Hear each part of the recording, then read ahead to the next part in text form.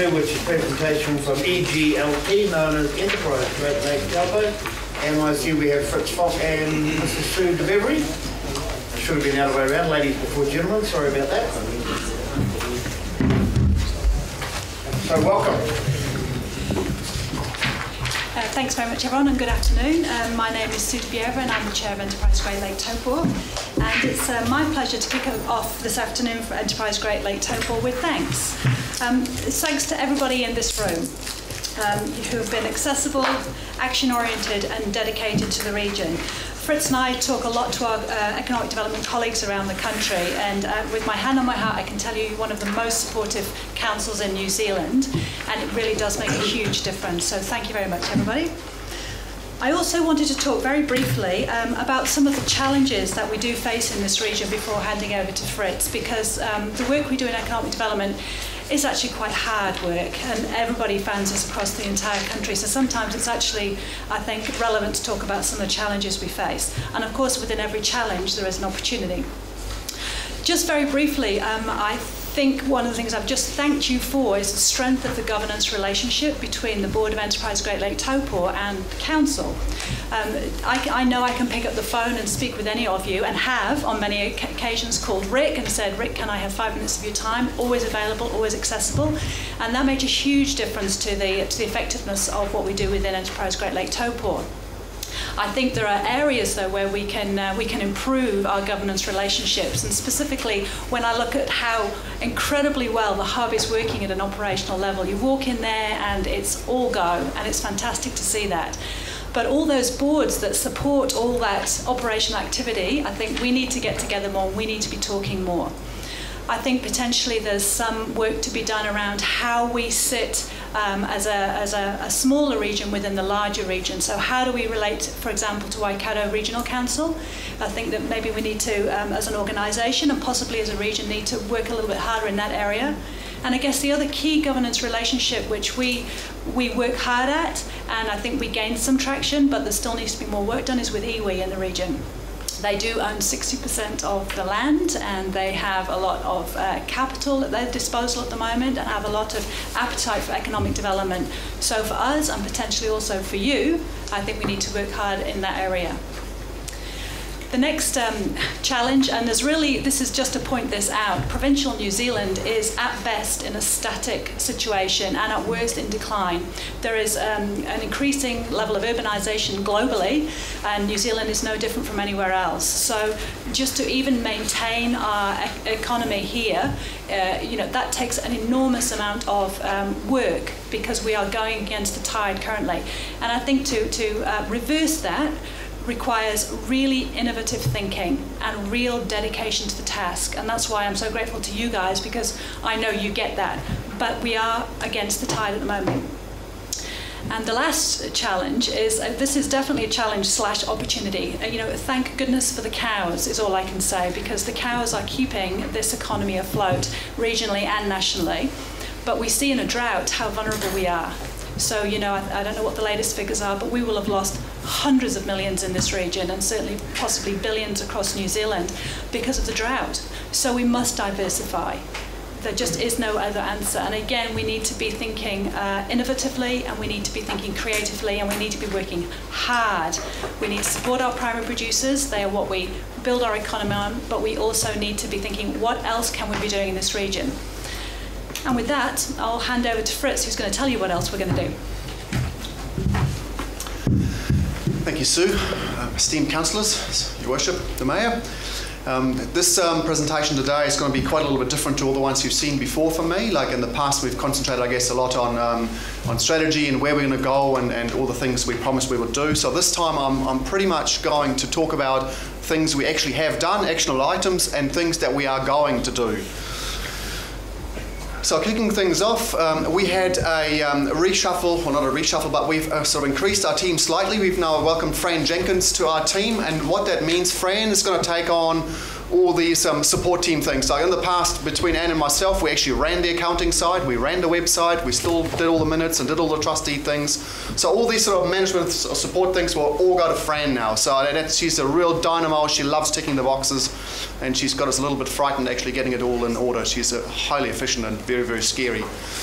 Anne is going to take on a lot more of the small and medium business support. She's excelled in that. I'm going to talk to you about that in a minute a bit more, especially in relation to Mangakino and Turangi, but she's going to be a lot more in the fray. We've freed up a lot of the admin time from her, and she's going to have a lot more time there, which then frees me up to take a lot more time into the bigger projects, which we really, really want to get involved in just at a bigger level, and we've got a report on that as well. So, what have we done, and what are any of the action points? Sorry, myself. Yeah, I've missed myself, but you know me, so I don't need to talk about myself. Sorry. But it's not. Oh, sorry.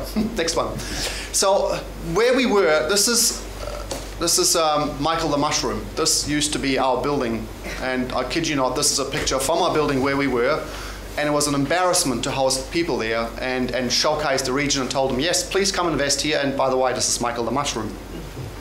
So what has happened, we've moved to this, and it's taken us 1.5 years to get the right place, the right rent level, and to just sum things up, the landlord's paid for all the capex, so we've paid none of the fit out in there, and it's all been paid for. We've now shared all our services, so we no longer own a printer or have to service a printer. We no longer have our own phone lines. To give you some idea, between the 15 people there, we pay 15 phone lines, 16 computer hookups, we pay $320 unlimited fiber access a month, when we paid in the vicinity of about 150 ourselves just to have a telecom phone line, just for EGLT, to give you some idea. So we no longer have a lot of these things, and it's a real showcase. We actually hosted the first Chinese delegation there in this boardroom, you'll see there. The front of the room is 3 meeting rooms, and we're all in the back. So we hosted the first Chinese delegation, and it was a pleasure, and they were really good to see to what they're investing in rather than welcoming Michael the Mushroom. And we'll have the grand opening on the 8th of April, so we'd love to see you there. We've had a lot of people come through, but we're officially opening on the 5:30 p.m. on the 8th of April. So please come along and have a look at what the place looks like. So I want to get straight into the next part, what we're talking about. So we've been talking about a long time tying Mangakino and Turangi a little bit more to us. We've been given some extra money as well to make that happen. And sorry, Rob and Kirsty, it's taking us a little bit longer. But kicking off Mangakino, this ad has just appeared in the paper and also in the Damn News. And we've also talked to Tina Jakes and also Yvonne Westerman, who's very passionate about Mangakino, and also Greg Headley. And applications closing this week. We have got about 7 or 8 people at the moment, and we have got this interview panel there that will interview those people, put that person in place. So by the end of April, we will have a dedicated Mangakino business development support person there, who will then also tie into us, and their main first functions will be to implement the business mentors in Mangakino and give general support to the business community there. Turangi, we have taken a slightly different approach, and again, sorry Rob, it's taken us a little bit longer. I know you wanted it done faster. We didn't want to do it on our own, so what we've done there, and we have to thank Kylie Hawker Green for all the work she's done there. I mean, she has been absolutely astounding. So tomorrow, 11 a.m. here in Turangi, this very room as far as I understand, we're hoping to kick off the Tongariro Society, looking to form an executive board, and in the society we will fund and support, and they will appoint a coordinator to make things happen here. So ideally we'd like to have like 1/5 of Vanessa, 1/5 of a Fritz, 1/5 of a Nick, and 1/5 of a Julie, and 1/5 of a, who have I forgotten here? Julie Ness.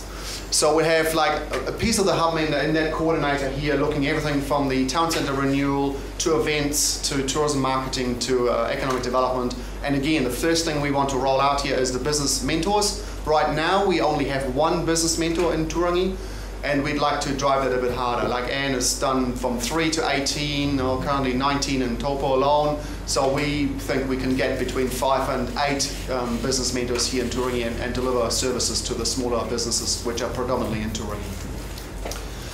So what this about is really is just connecting the entire district. So what that's also going to mean, those people are going to come and be part of our monthly hub meetings at the hub. They'll be part of our team. They can come into our environment, share the concerns and the headaches, or what we call it, what keeps you awake at night with us, and find some solutions for them and support them in those two townships. Moving forward onto the next one. This is a bit of a contentious issue, but we did want to report on this one because we spent a large time, about 9 months last year, on the Clean Energy Centre, and we wanted to talk to you about the process that we went through and the decisions that have been made and how we got to those decisions. So there's just a clean slate here, and you're all well aware of where this went. This was not part of our brief, we understand that, but it is an important icon for Taupo, so we felt compelled to assist with this. So the way it went, we had an MOU signed with the New Zealand Clean Energy Centre with the trustees of the Lake Taupo Development Trust to manage the Clean Energy Centre for the time being. At the same time, my trustees were very, very clear to me that they wanted to thoroughly understand the business case and the Clean Energy Centre strategy before we would make any decisions. So we had an MOU that was limited for about 6 months, which we extended by 3. We had, in June and July, we had industry briefing and scoping for strategies at the centre. And to give you some idea, we had Mighty River Power, Contact, PricewaterhouseCoopers, NZ T&E, all the heavy hitters in those industries were at the briefing and were collaborating with us and kicked around some strategies for that building and where we're to go with this. We then put these thoughts to a tender for a strategy and a business case workup, which went onto TenderLink, because we had to make sure we get the best money here, the best value for our money. At September 2012, we awarded the tender to Cranley, and to give you some idea, Cranley is an investment bank, some based in Singapore, but they also do investment strategy out of Auckland. One of their partners is Mike Allen, who sits on the board of MRP. So they were well versed, they well understood what was going on here, and they were very clear on what we wanted from them. And what we wanted was a business case and strategy that would stack up and letters of support to make that happen. That strategy and business case was received by our board in November 2012, and we're happy to share that with you. And at the 6th of December, our board voted not to proceed, and we subsequently handed the trust or the management back to the Lake Taupo Development Trust. Now, the main reason, I don't want to get into these things, but the main reason for us is that we saw that the strategy that what we are meant to deliver here in Taupo did fundamentally not fit with owning a building. And that was pretty much what our trustees in the end voted to just hand that back. However, we are giving ongoing assistance to LTDT. We're still running their website, helping them out, and looking at filling that building.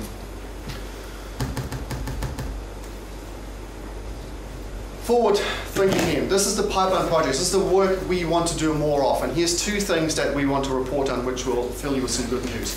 The first one is the land-based aquaculture strategy, which we did in conjunction with about 7 different investors. And the University of Waikato got involved in this, which lists the 10 most profitable species for fresh water that could be farmed using geothermally enhanced infrastructure. And we are handing, and this has gone public, so it was embargoed for about a year, in which time the investors had like a first dibs at this strategy. But we've just released it in early January, and we're now handing it to accredited investors or interested parties that we're working through. And the other one I want to talk about just briefly, most of this is still embargoed, but there's some good news that will come out in the media today. This is the wood strategy for the mill here in Taupo. I'm happy to report that we have found a commercial partner in this town. It is Tenon. They've invested some serious 6 figures into driving this project forward. We have identified a Chinese investor who's already been through the OII process. He's already pre-approved to be a partner in this project. And they're going on the trade mission led by John Key, where they're going to meet with the Chinese government in April, and that's going to be announced in the media later today. That'll be embargoed till this afternoon, where they'll be signing an MOU to drive this project to the next stage. That's all I can reveal at this stage. Most of it is still under a non-disclosure agreement, but that is the news I've got for these projects. The other projects we're still working at the moment is a data centre. And even though we haven't started and done a lot of work with it, but we are doing some work around logistics at the moment as well. And a heat park. Now, the other one I wanted just to talk about briefly, and I guess this brings us back to, we don't create any jobs at all, but some of the things we work with, we're happy to report on this, and that is the land site that got developed up at Lot 5. That was one of the first jobs, and it was 2.5 years ago that we got involved with that, and the Z, you can see the site there now, that's going to be between 20 and 30 jobs, that's almost completed. The Mitre 10 Mega up at the top there. But then even smaller one, like the 10 on ones just putting an extra moulding shift, they've got that first, out of that project that we're doing, they actually got the first orders going to China and vice versa. They're selling things into the US out of China as well, using New Zealand as an intermediary.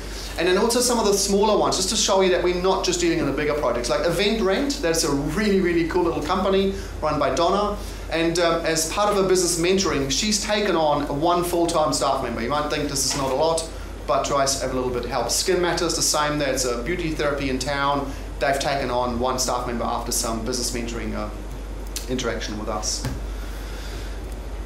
The next one we want to talk about is the first Great Lake Taupo Business Attraction magazine. We've appointed a project manager. We have got sign off on the official designer. We've scoped about 6 to 8 writers. We've got photographers in place, and we will launch this on the May the 30th for the magazine. Don't get too hung up on the cover yet, please. That was just a pitch that the winning designer made to us of what that would look like. And we're we will launch this a Labour weekend this year, and we wanted to make this an annual publication. It will mostly be about business attraction, but it'll also have a community feel and also showcasing what Taupo's got, just to show people it's not all about the business. A lot of people that come here also have a lifestyle. We met with Richard from Miraka today, and he was very strong on that some of their higher paid people come here because they love this place. So we're kicking this off, and we're hoping to do, we will do this on an annual basis. It'll mostly be advertiser based. So the first year we're looking still at it costing us some money. The second year it'll be cost neutral. And we're aiming, we started off between 6,000 and 8,000 publications, but we're aiming, the stretch limit we want is 20,000 of those publications being stolen from hotel rooms and being distributed far and wide. The main thing that we're going to concentrate on is bring up our print numbers, and we're going to come up with some packages where people can buy hundreds or 500s of those for $1 or $1.20. We're not quite sure on the numbers yet, but the more the better, obviously. So we want to print as many as we can. Coming to the last one, we've got a kind request to make, and this is not just for me, but I thought of this last night and I thought I'd put it in. We have a kind request. I know when new councillors come in this year that you have all these briefings in local governance. We would love to have the chance of briefing new councillors and also all existing ones with a hub briefing. That is not just EGLT, that is having them in the hub, hosting them there, and giving them, say, a 2-3 hour overview of what all the people in the hub do, so they're off with a flying start and they know the basics of what everybody does. And it would be great if we could make that happen and make that part of the induction process when the new councillors come on. Of course, old councillors or any council staff for that matter will be very welcome. And finally, closing up, this is my thing for today. It's I don't know if any of you read the book Good to Great, but it's a really, really good book, and I urge you to get it out. And what this book talks about, it's not so much about the strategy and all the things. Yes, you need all those things, but the most important thing this book talks about is getting the right people and the right seats on your bus. And I'd really like to congratulate Rob for the vision there and putting some of those people in this bus and on those seats, because I can call pretty much any of these people on this list, whether it's after hours or the weekend or any other time, and they will answer their phone and they'll be more than obliging to help us out. And I don't know if you acknowledge that within your team or if you're doing anything about it, but sometimes this is a very lonely place, and it is really good to have some of that support and some of these people that hold you up when you're down. And I'd like to thank Rob particularly for giving me some of his personal time to help me personally grow, but also to grow the organisation. And the other thing, the closing argument there to me is that the team that Will's got there around his business team, funnily enough, I've just got a proposal this morning. It's going to be another 5 staff. It's not big, but it's a business that doesn't exist in Taupo right now. I'm going to hand that to Gemma and Will in a minute, and I know that they're going to have the least amount of red tape pretty much in any district in New Zealand to deal with and getting through to make that a reality. And for that, we're really grateful. Thank you. Okay, team, any questions? Okay, well, thank you for a brilliant presentation, Fritz, as usual, and Sue, I hope you don't mind me calling by your first name. Should be Mr. Falk, Mr. Berger. Absolutely brilliant work that you're doing, and it's great for the district. I mean, what more can I say? Creating jobs is what Taupo is all about. We need growth right through the district. So yeah, very, very pleasing to see the steps you've been making and the achievements that you've achieved so far. And I think we wish you all the best going forward because it's music to our ears. Thank you. We all concur on that. Just before you go, there is a resolution there. I'd love to move it, but I will leave to the floor that the information be received and that the representatives of Enterprise Great Lake Taupo Trust be thanked for their presentation. So move it, please. Move Councillor Williams. Second, Councillor Truman. All those in favour say aye. Aye. Aye. Thank you very, very much. Taupo's in very good hands. Taupo District's in very good hands. Thank you.